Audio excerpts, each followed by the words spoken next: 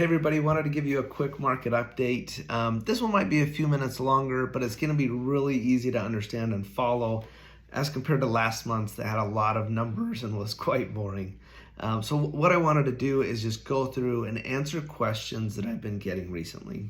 So number one, when's the market going to crash? It's not going to. Sorry to burst everyone's bubble. I've been getting this question since 2015. Since then, the market has appreciated roughly 100%. There's no market crash that's imminent. There's just nothing statistically to show us that. Next, what's going to happen now? Well, nobody knows, but statistically, it looks like the appreciation that we've been seeing from the beginning of this year is going to continue on. It's not at a rapid pace. It's a slow pace because demand is low, but appreciation looks like it will continue to go for the forthcoming months.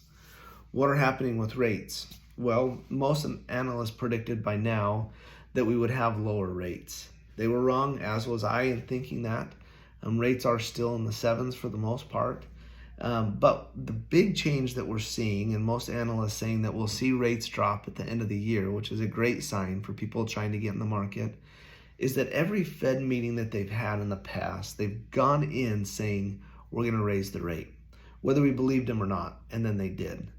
This last Fed meeting, when asked if they're going to raise the rate, they didn't answer. And I think that's because they've seen the indicators that they need to see to make lending and make borrowing money more affordable, from bank to bank and business to business, trickling all the way down to us as consumers with mortgages. So I think we will see those sooner rather than later, and hopefully here by the end of the year.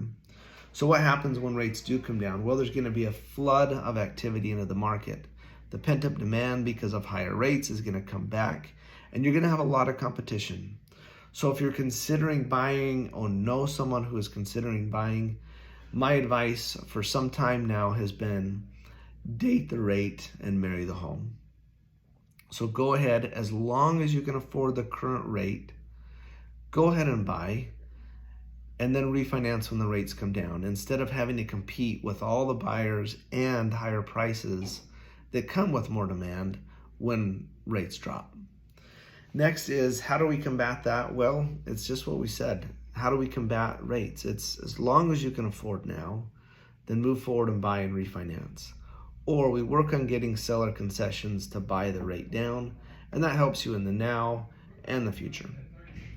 Lastly, I get all the time, well, my dad, my sister, my cousins, my dad's sister's cousin's neighbor told me to wait for the wave of foreclosures to come before I buy.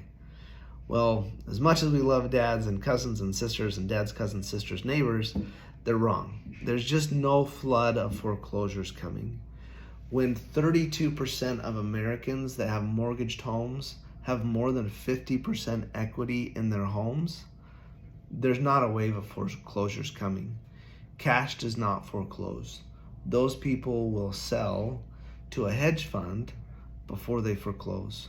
Now, don't get me started on the ramifications of hedge funds in our market buying homes, but there's just not any data or trends that would indicate that there's foreclosures coming, especially not if you look beyond just the equity that people have in their homes to lending practices, guidelines, jobs reports. There's not a foreclosure wave imminent. When you see the news articles that say foreclosures up 100%, well, if during the moratorium we have one foreclosure and after we have two foreclosures, then yeah, that's 100% appreciation in foreclosures. But it's only one more house. When we had the moratorium on foreclosures, there was no foreclosures. So coming out of it, statistically, it's going to look like a lot, but we actually have less foreclosures now than pre-COVID. The market remains strong. Nobody knows for sure what's to come, but all indicators point to the market continuing to trend upward. If you have any questions or you want any of the boring numerical information, reach out. I'll give that to you privately or one-on-one. Thank you for listening. I hope you're doing well. And if you have any questions, want to talk the market, catch up, please reach out. Have a great one.